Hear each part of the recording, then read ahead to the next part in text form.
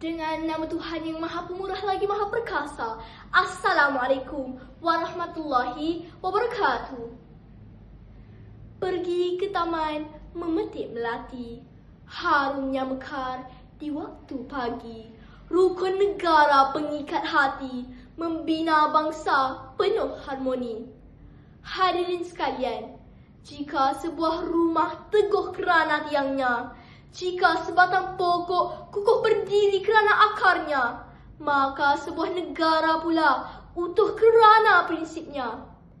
Rukun negara bukan sekadar ikrar yang dilafazkan di bibir sahaja, tetapi merupakan nadi perpaduan dan benteng keharmonian dalam menyatukan seluruh rakyat Malaysia. Sidang Dewan yang bijaksana, Malaysia merupakan sebuah negara yang sangat unik kerana rakyatnya terdiri daripada berbilang kaum, bangsa dan agama.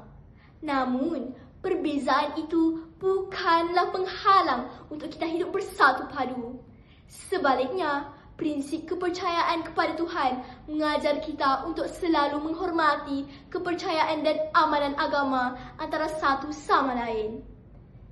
Daripada rasa hormat itulah lahirnya perpaduan yang menjadikan kekuatan negara kita yang tercinta.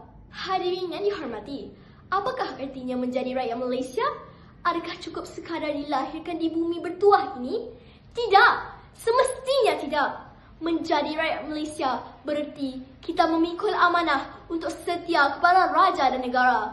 Prinsip kedua rukun negara ini mengingatkan kita bahawa keamanan dan perpaduan yang dikecapi hari ini merupakan tanggungjawab yang perlu dipelihara bersama. Oleh itu, ayolah semua kita menjadi generasi yang berjiwa patriotik, menghormati institusi raja dan sentiasa mengutamakan kepentingan negara demi Malaysia yang aman dan sejahtera. Hadirin yang disayangi, dalam era yang serba moden ini, nilai kesopanan dan kesusilaan tidak seharusnya dipinggirkan. Prinsip kelima rukun negara mengingatkan kita bahawa budi bahasa dan akhlak mulia merupakan kunci kepada perpaduan dan keharmonian negara. Sebagai rakyat Malaysia, kita hendaklah sentiasa menghormati antara satu sama lain, menjaga tutur kata serta mengamalkan sikap bertolak ansur dalam kehidupan seharian. Dengan nilai-nilai murni inilah kita dapat melahirkan masyarakat yang bersatu padu dan menjadikan Malaysia terus kekal aman, harmoni dan sejahtera. Sebagai penutup bicara, marilah kita bersama-sama menghayati dan mengamalkan prinsip-prinsip rukun negara kita yang tercinta.